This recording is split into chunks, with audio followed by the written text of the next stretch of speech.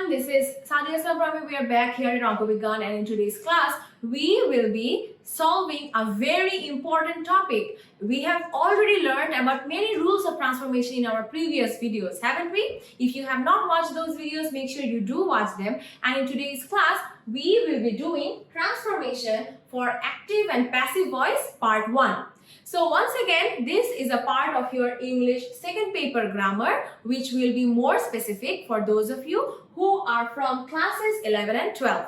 So let's get started by at first understanding what the word active and passive voice actually stands about. So initially, we have to understand that when there is a sentence which is written in its direct form, where the subject will actually perform the action and the action will be directed towards the object and the verb is directed towards the subject, that is when we will be saying that it's an active voice. Sounds kind of confusing when I say it, right? But if I look at a particular example, I hope it won't be confusing anymore.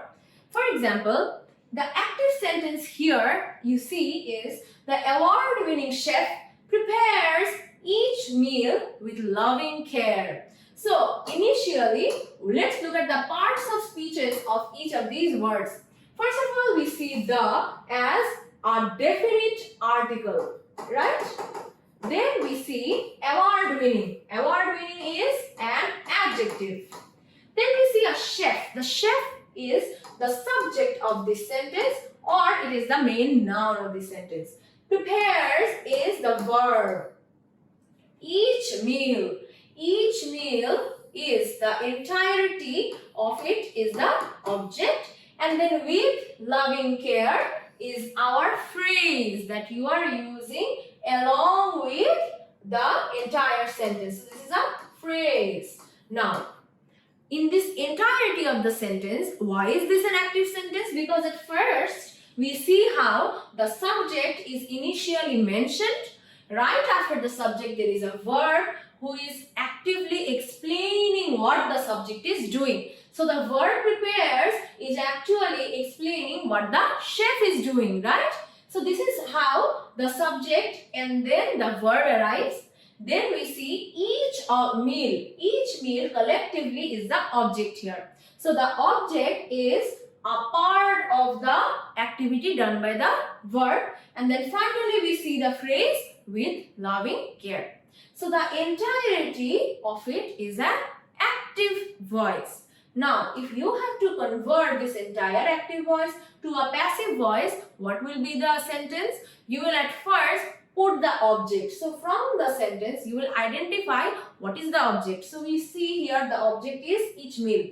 So you will put the object in the beginning of the sentence. So you see in the passive form, we put each meal in the beginning of the sentence. Then the verb will be put in such a way that it will also be converted to a passive form. We see here the verb is in simple present tense or present indefinite tense.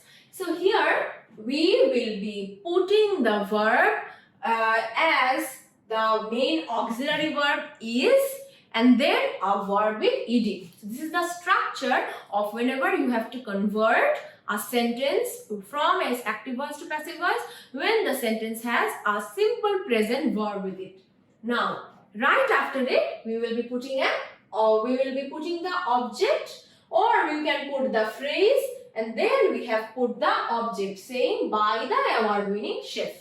So, by the award-winning chef here, the entire word here is originally my subject, but now the subject becomes the object, or the subject will now receive the action.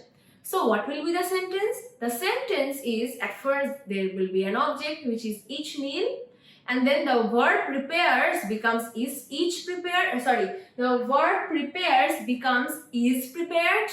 Then we put our phrase, and finally the main subject became the object. This is the main structure of what an active voice is and what a passive voice is. Okay.